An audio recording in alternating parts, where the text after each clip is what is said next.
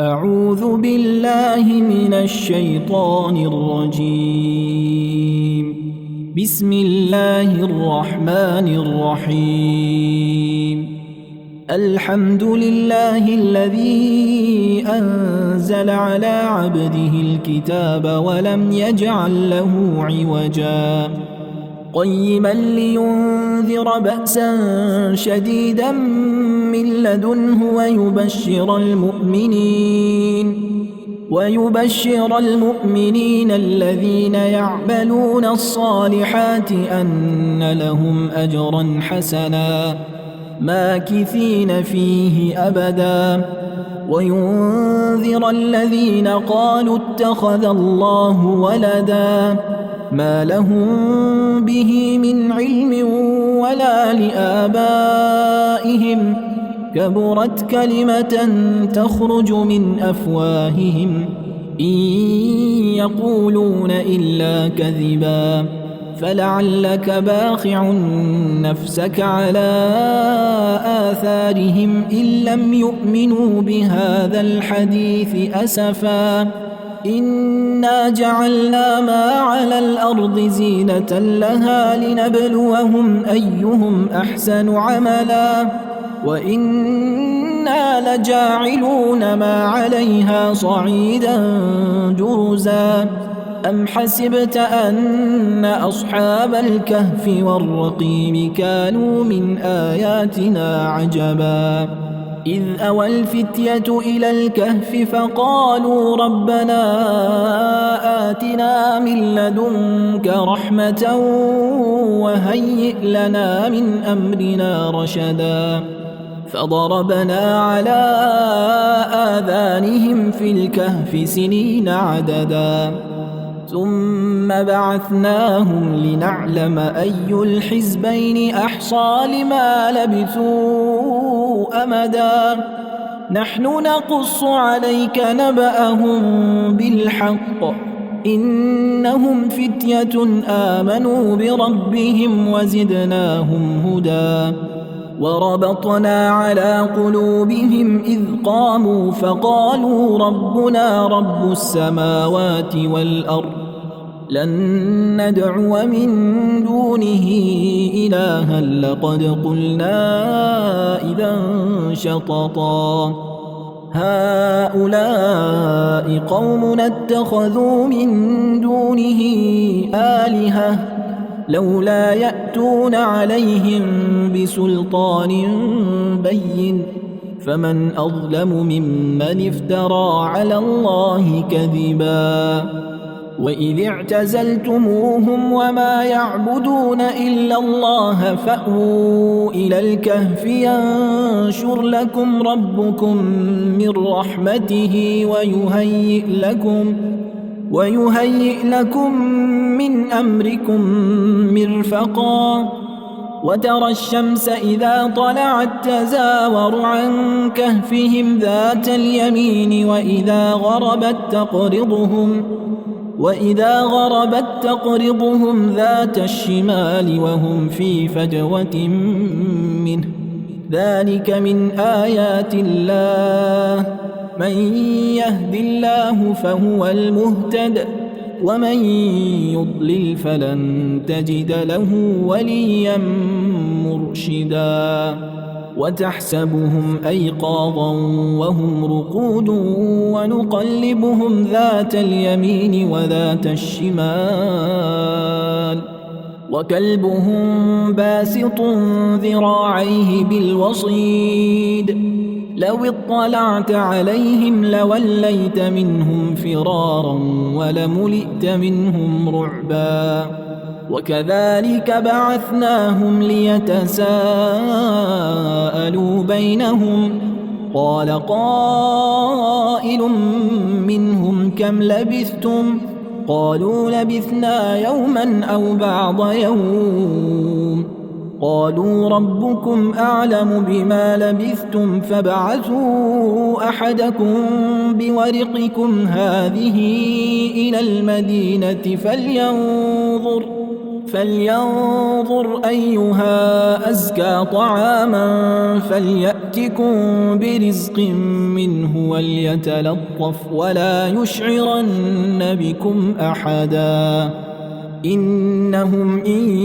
يظهروا عليكم يرجموكم أو يعيدوكم في ملتهم ولن تفلحوا إذا أبدا وكذلك أعثرنا عليهم ليعلموا أن وعد الله حق وأن الساعة لا ريب فيها إذ يتنازعون بينهم أمرهم فقالوا ابنوا عليهم بنيانا ربهم أعلم بهم قال الذين غلبوا على أمرهم لنتخذن عليهم مسجدا سيقولون ثلاثة رابعهم كلبهم ويقولون خمسة سادسهم كلبهم رجما بالغيب ويقولون سبعة وثامنهم كلبهم قل ربي أعلم بعدتهم ما يعلمهم إلا قليل فلا تمار فيهم إلا مراء ظاهرا ولا تستفت فيهم منهم أحدا ولا تقولن لشيء إني فاعل ذلك غدا إلا أن يشاء الله واذكر ربك إذا نسيت وقل عسى أن يهديني ربي لأقرب من هذا رشدا ولبثوا في كهفهم 300 سنين وازدادوا 9 قل الله أعلم بما لبثوا له غيب السماوات والأرض أبصر به وأسمع ما لهم من دونه من ولي ولا يشرك في حكمه أحدا واتل ما أوحي إليك من كتاب ربك لا مبدل لكلماته ولن تجد من دونه ملتحدا واصبر نفسك مع الذين يدعون ربهم بالغداة والعشي يريدون وجهه ولا تعد عيناك عنهم تريد زينة الحياة الدنيا ولا تطع من أغفلنا قلبه عن ذكرنا واتبع هواه وكان أمره فرطا وقل الحق من ربكم فمن شاء فليؤمن ومن شاء فليكفر إنا أعتدنا للظالمين نارا أحاط بهم سرادقها وإن يستغيثوا يغاثوا بماء كالمهل يشوي الوجوه بئس الشراب وساءت مرتفقا إن الذين آمنوا وعملوا الصالحات إنا لا نضيع أجر من أحسن عملا أولئك لهم جنات عدن تجري من تحتهم الأنهار يحلون فيها من أساور من ذهب ويلبسون ثيابا خضرا من سندس واستبرق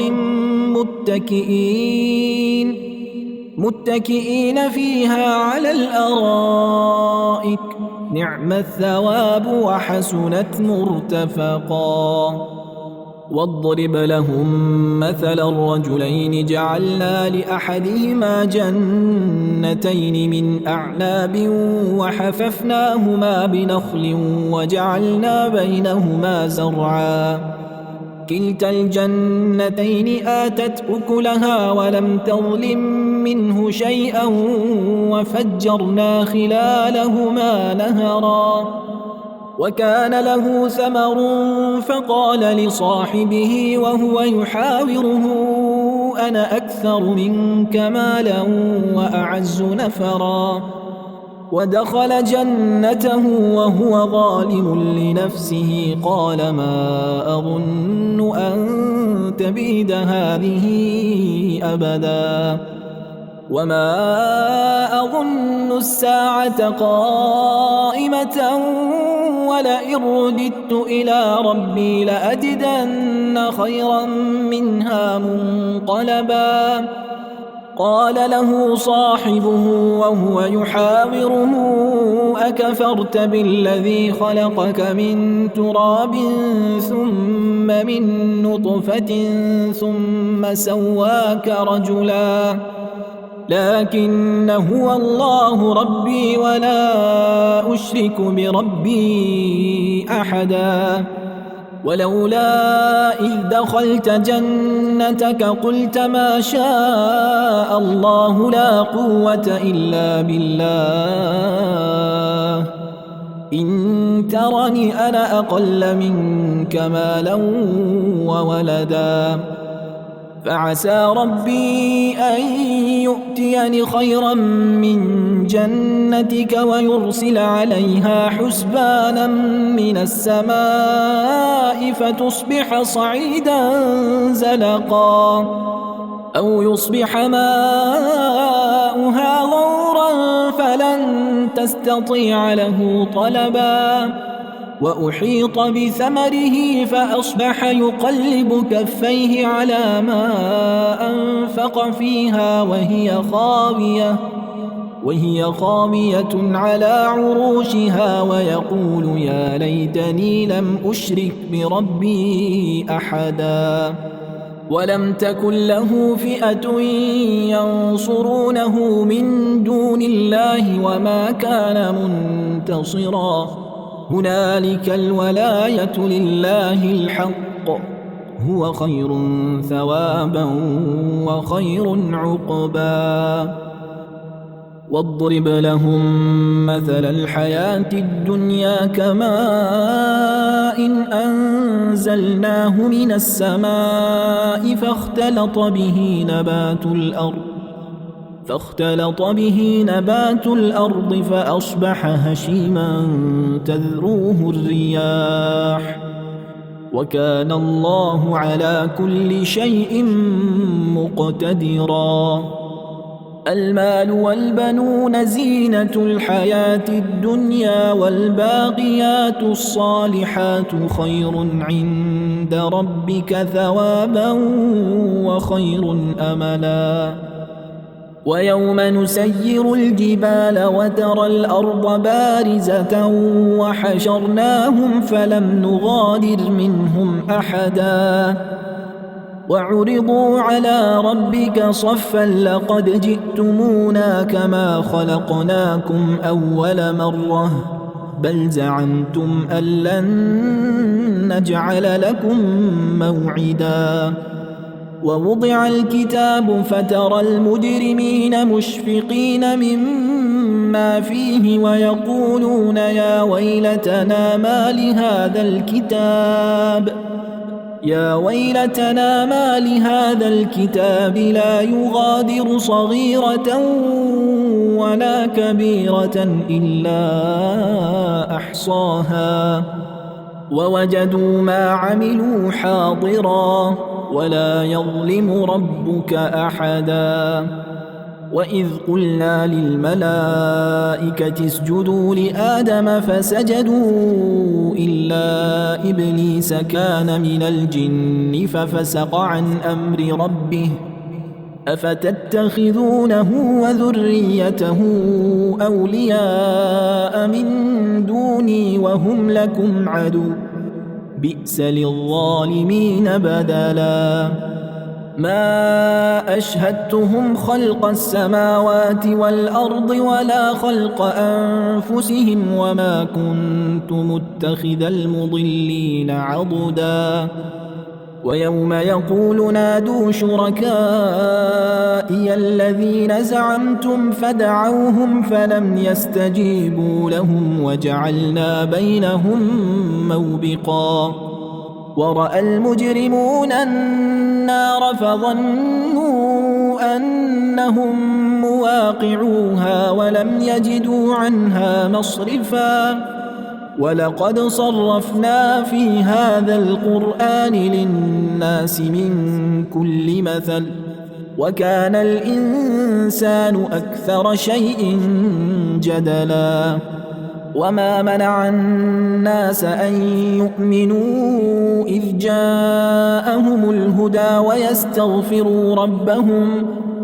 ويستغفروا ربهم إلا أن تأتيهم سنة الأولين أو يأتيهم العذاب قبلا وما نرسل المرسلين إلا مبشرين ومنذرين ويجادل الذين كفروا بالباطل ليدحضوا به الحق واتخذوا آياتي وما أنذروا هزوا ومن أظلم ممن ذكر بآيات ربه فأعرض عنها ونسي ما قدمت يداه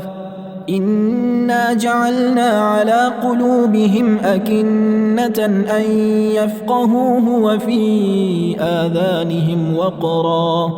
وإن تدعهم إلى الهدى فلن يهتدوا إذا أبدا وربك الغفور ذو الرحمة لو يؤاخذهم بما كسبوا لعجل لهم العذاب بل لهم موعد لن يجدوا من دونه موئلا وتلك القرى أهلكناهم لما ظلموا وجعلنا لمهلكهم موعدا وإذ قال موسى لفتاه لا أبرح حتى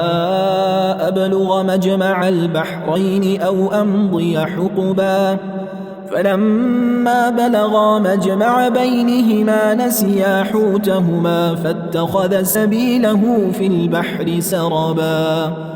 فلما جاوزا قال لفتاه آتنا غداءنا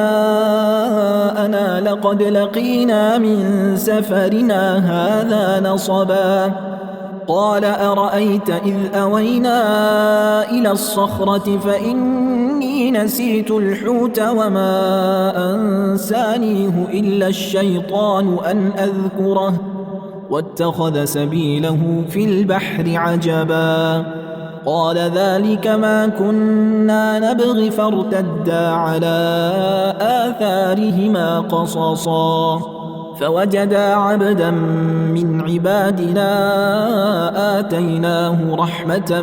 من عندنا وعلمناه من لدنا علما قال له موسى هل أتبعك على أن تعلمني مما علمت رشدا قال إنك لن تستطيع معي صبرا وكيف تصبر على ما لم تحط به خبرا قال ستجدني إن شاء الله صابرا ولا أعصي لك أمرا قال فإن اتبعتني فلا تسألني عن شيء حتى أحدث لك منه ذكرا فانطلقا حتى إذا ركبا في السفينة خرقها قال أخرقتها لتغرق أهلها لقد جئت شيئا إمرا قال ألم أقل إنك لن تستطيع معي صبرا